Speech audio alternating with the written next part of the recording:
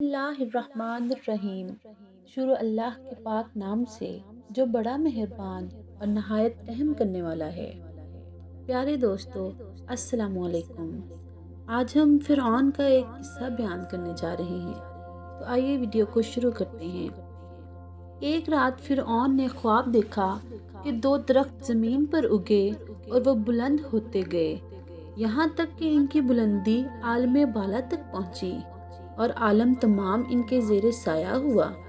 فرعون اس عجیب و غریب خواب سے بہت حیران ہوا، چنانچہ صبح اٹھ کر اپنے درباریوں، حکیموں، نجومیوں اور جادوگروں کو بلا کر ان سے اپنا خواب بیان کیا اور کہا کہ مجھے اس عجیب خواب کی تعبیر بیان کرو۔ ان سب نے کہا کہ ہمیں تھوڑا وقت دو تاکہ ہم دیکھ سکیں۔ حکمت دانوں نے کہا کہ ہم اس کی تعبیر اپنی کتابوں سے ڈھونڈتے ہیں، اور نجومیوں نے کہا کہ ہم ستاروں کی چال دیکھتے ہیں اور اس خواب کی تعبیر کے بارے میں حساب لگاتے ہیں، اور جادوگروں نے بھی اپنے علم اور عملیات استعمال کرنے تک کا وقت مانگا۔ چنانچہ سب نے اپنا اپنا حساب کتاب مکمل کرنے کے بعد آپس میں ایک دوسرے سے اصلاح مشورہ کیا، اور پھر ان میں سے ایک آدمی نے یوں بیان کیا کہ اے فرعون، ہم دیکھتے ہیں بنی اسرائیل کی قوم میں ایک بچہ ایسا پیدا ہوگا جو کہ بڑا ہونے پر تمہاری تمام مملکت خراب کرے گا اور تمہاری بادشاہی کو ختم کرے گا، اور سب لوگ اس کے زیر سایہ ہوں گے۔ ملک و مملکت اور نعمتیں کل اسی کے ہاتھ میں آئے گا۔ یہ سن کر فرعون بڑا پریشان ہوا اور پوچھا کہ بتاؤ تو وہ بچہ کب پیدا ہوگا؟ وہ بولے، اس 3 رات دن میں باپ کی پشت سے ماں کی رحم میں آئے گا۔ فرعون نے حکم جاری کیا کہ سارے شہر میں منادی کرا دو کہ جتنے بنی اسرائیل ہیں، آج سے کوئی مرد اپنی جورو کے ساتھ ہم بستر نہ ہونے پائے، اور نہ کوئی عورت ہی اپنے شوہر سے ہم بستر ہو، اور جو کوئی حکم عدولی کرے گا اسے قتل کر دوں گا۔ اور اپنے خاص آدمیوں میں سے ایک ایک کو بنی اسرائیل کے ہر گھر پر متعین کیا کہ عدولی حکم کسی صورت نہ ہونے پائے۔ تب فرعون کے ڈر کے مارے کوئی آدمی اپنی بیوی سے مباشرت نہ کرتا، مگر تقدیر الہی کے سامنے کوئی چارہ نہ تھا۔ باوجود اس تنبیہ اور تہدید کے، اس 3 دن کے اندر جو نجومیوں نے کہا تھا، روز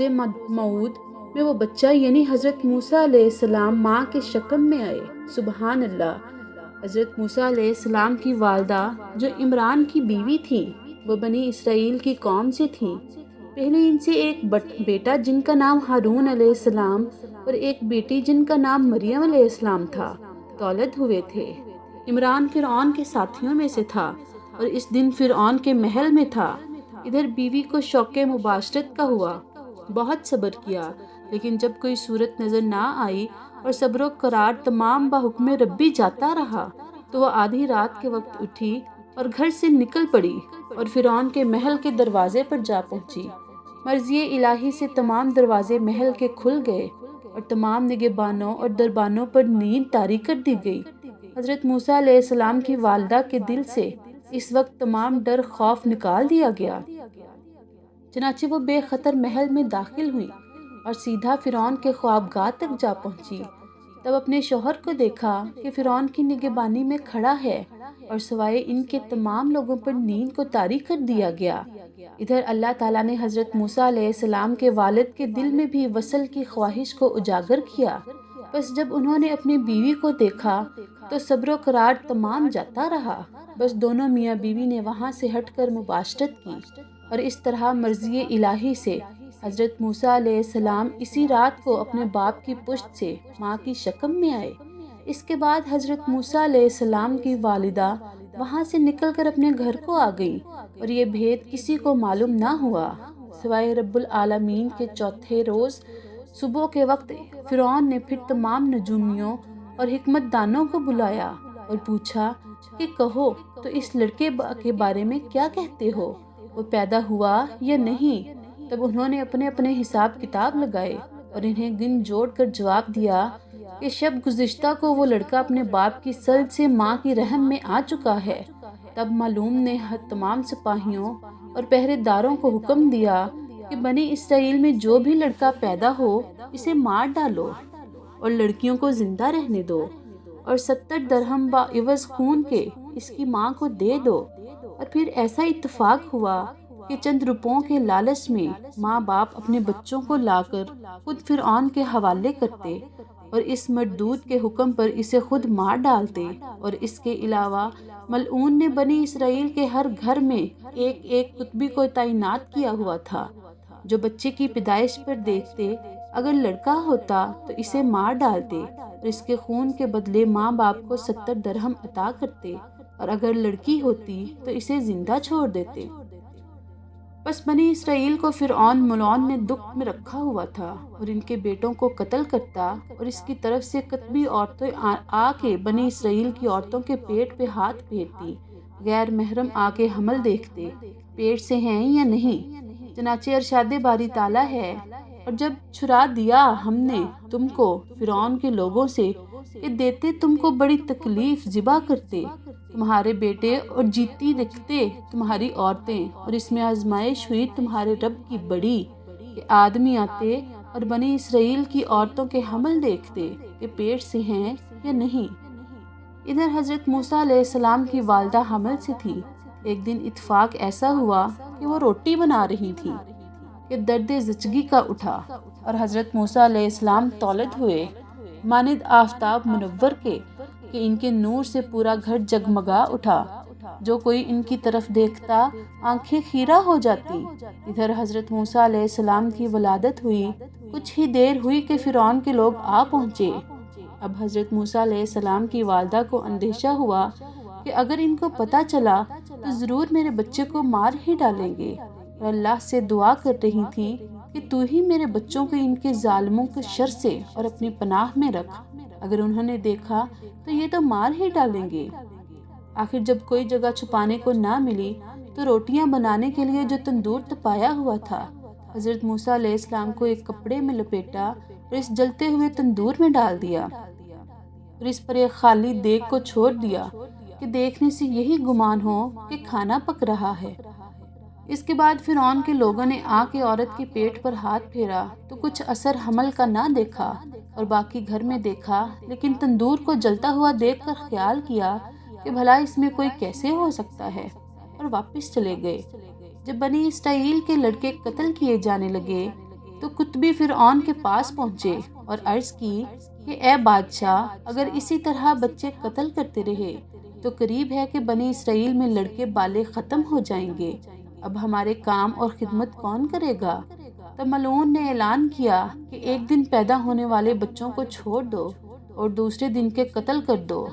اور حضرت موسیٰ علیہ السلام کی ولادت اسی دن ہوئی جس کو چھوڑ دیتے تھے، اور ملعون روز نجومیوں سے اس بابت دریافت کرتا۔ جب حضرت موسیٰ علیہ السلام کی ولادت ہوئی تب انہوں نے بتایا کہ وہ بچہ حفاظت والے دن پیدا ہو چکا ہے۔ تب ملعون نے حکم جاری کیا کہ اس شہر میں دیکھو اور جس گھر میں نومولود بچہ نظر آئے قتل کر دو۔ بس جب فرعون کے لوگ جناب حضرت موسیٰ علیہ السلام کے گھر پہنچے تو آپ کی والدہ کو ڈر ہوا کہ یہ میرے بچے کو قتل کر دیں گے۔ تب انہوں نے آپ کو تندور میں ڈال دیا جو اس وقت تک دہک رہا تھا۔ الغرض جو فرعون کے لوگ دیکھ بھال کر اور گھر میں کسی بچے کو نہ پا کر واپس ہوئے تو حضرت موسیٰ علیہ السلام کی والدہ کو اپنے بچے کا دھیان آیا، تو وہ اپنے بچے کے غم میں رونے لگی اور اپنی گال پیٹنے لگی کہ یہ مجھ سے کیسا ظلم ہوا، میں نے اپنے بچے کو آگ میں ڈال دیا، اور تندور کی طرف دیکھا تو اس میں دہکتی ہوئی آگ کو دیکھ کر خود سے کہنے لگی کہ ہائے، اب تو وہ معصوم جان جل کر بھسم ہو چکا ہوگا اور راکھ بھی نہ ہوگی، کاش اس کی کوئی ہڈی تو مل جاتی کہ اپنی دکھی اور غمزدہ دل کی کچھ تو دوا کرتی۔ اور اس کے بعد تندور پر سے دیگ اتاری کہ شاید جگر گوشی کے کوئی باقیات ہی مل جائیں، اور جب دیگ اٹھائی تو دیکھا یہ بچہ بالکل حفاظت کے ساتھ آگ میں کھیل رہا ہے، اور اس کے ہاتھ میں ایک سیب ہے، گو کہ وہ موسم سیبوں کا ہرگز نہ تھا۔ بس یہ دیکھ کر حیران ہوئی اور اللہ کے حضور سجدہ شکر بجا لائیں۔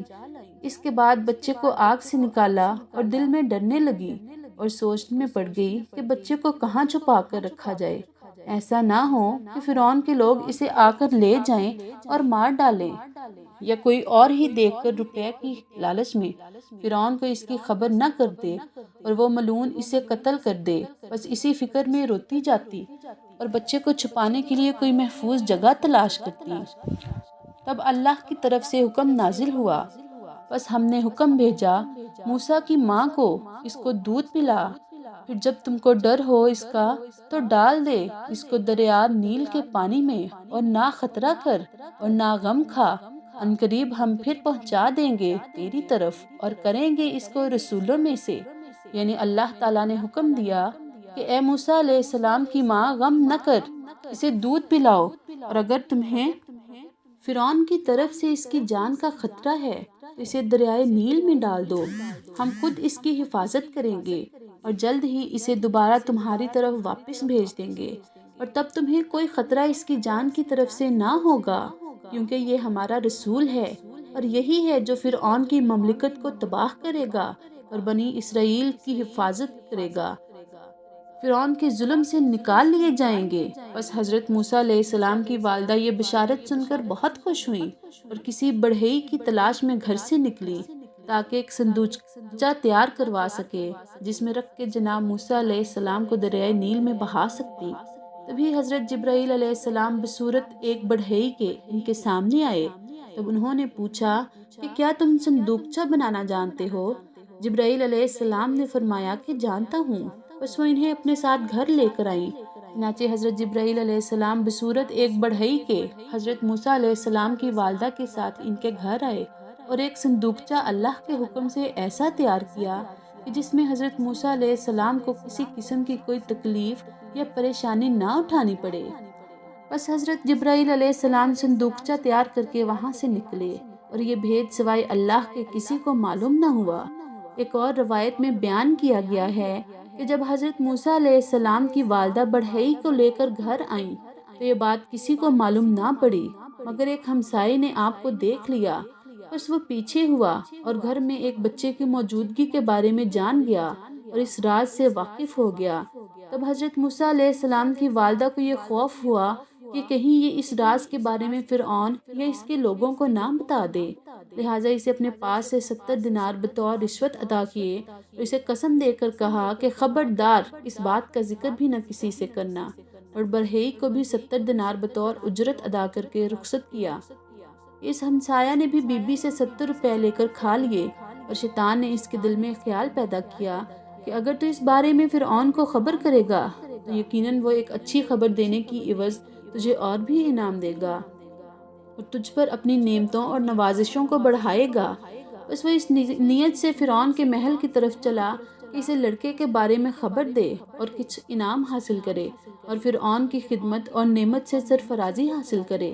چنانچہ جب فرعون کے پاس پہنچا اور چاہا کہ اسے بتائے، تبھی اللہ نے اس کی زبان بند کر دی اور وہ گنگا ہو گیا، لہٰذا وہ واپس آ گیا۔ جب باہر نکلا تو زبان پھر کھل گئی اور پھر چاہا کہ جا کے بتائے، جب فرعون کے سامنے پہنچا تو پھر گنگا ہو گیا، پھر جب باہر آیا تو زبان پھر کھل گئی۔ اسی طرح 7 مرتبہ قصد کیا کہ جا کے بولے اور 7 دفعہ زبان بند ہوئی۔ اب وہ سمجھ گیا کہ وہ اس حرکت سے باز آ گیا، سچے دل سے توبہ کی اور ایمان لایا اور دوبارہ یہ بات کسی سے نہ کہنے کا عہد کیا اور اس پر قائم رہا۔ الغرض حضرت موسیٰ علیہ السلام کی والدہ نے انہیں دودھ پلایا، اس کے بعد انہیں ایک کپڑے میں لپیٹ کر صندوقچے میں بند کیا اور پھر صندوقچے کو دریائے نیل میں بہا دیا اور اپنی بیٹی یعنی حضرت موسیٰ علیہ السلام کی بہن مریم کو کہہ دیا کہ اے بیٹی تو اس صندوقچے کو دیکھتی ہوئی اس کے ساتھ دریا کے کنارے پر جا، ایسا نہ ہو کہ کوئی اس صندوقچے کو دیکھے اور پھر آ کے خبر کرنا، جیسا کہ قرآن میں ارشاد ہے، اور کہہ دیا اس کی بہن کو اس کے پیچھے چلی جا۔ پھر وہ دیکھتی رہی اس کو اجنبی ہو کر اور ان کو خبر نہ ہوئی، یعنی حضرت موسیٰ علیہ السلام کی بہن اس صندوقچے پر نظر رکھے ہوئے تھی، لیکن انداز ایسا تھا جیسے وہ کسی اور جانب دیکھ رہی ہو، اور ایسا اس وجہ سے کہ کوئی اس طرح انہیں دیکھتے ہوئے صندوقچے کی طرف متوجہ نہ ہو، لہٰذا اس طرح کسی کو اس کے بارے میں کچھ خبر نہ ہوئی سوائے اللہ کے، کیونکہ وہ ہر چیز پر قادر ہے اور ہر چیز پر قدرت رکھنے والا ہے۔ سبحان اللہ۔